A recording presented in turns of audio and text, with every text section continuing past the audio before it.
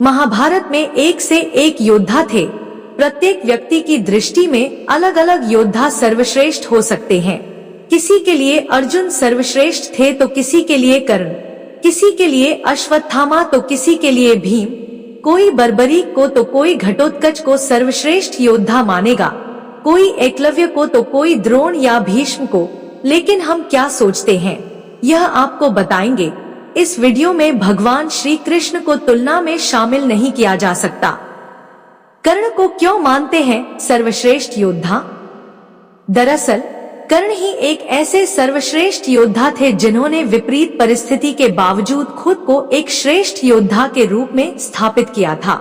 आओ जानते हैं कर्ण के बारे में वे तथ्य जिनके कारण उन्हें महान योद्धा माना जा सकता है। एक अर्जुन का साथ देने के लिए जगत के स्वामी थे, लेकिन कर्ण का साथ देने के लिए दुर्योधन ही था।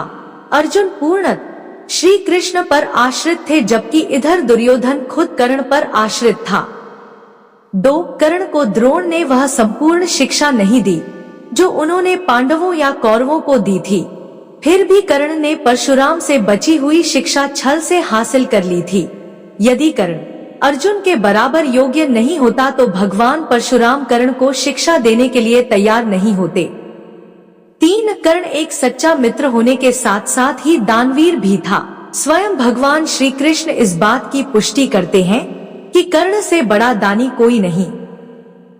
4. श्री कृष्ण की योजना के तहत कर्ण के कवच और कुंडल को छल पूर्वक अर्जुन के पिता इंद्र द्वारा हथियार लेने के बावजूद कर्ण ने युद्ध को एक योद्धा की तरह लड़ा। 5. कर्ण ने जरासंध को अकेले हराया था, वहीं भीम ने श्री कृष्ण की मदद से जरासंध को छल के द्वारा मारा था। 6. कर्ण के पास भगवान परशुराम द्वारा दिया गया शिव का विजय धनुष था।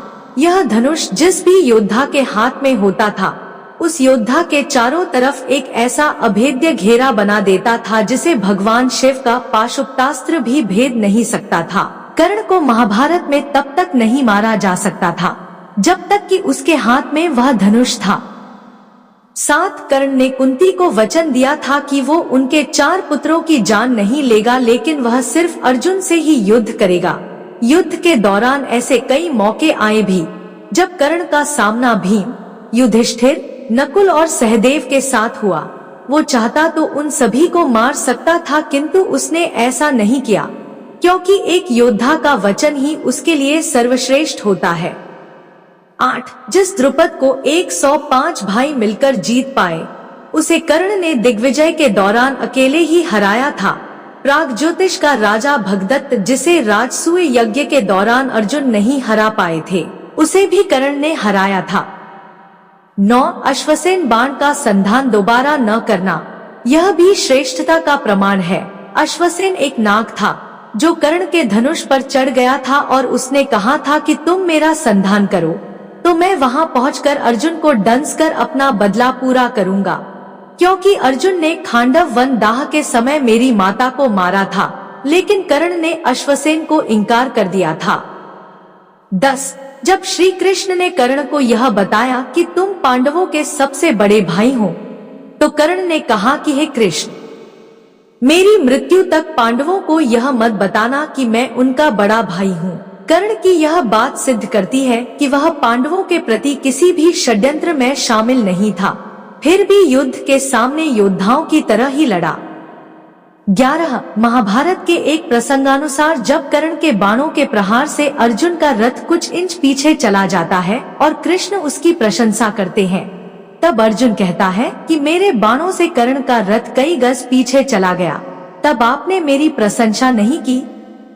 अर्जुन की इस बात पर भगवान श्री कृष्ण कहते हैं कि कर्ण के रथ पर कर्ण और महाराज शल्य बैठे हैं, परंतु तुम्हारे रथ पर मैं यानी भगवान नारायण और महावीर हनुमान बैठे हैं, तब भी कर्ण ने तुम्हारा रथ पीछे धकेल दिया।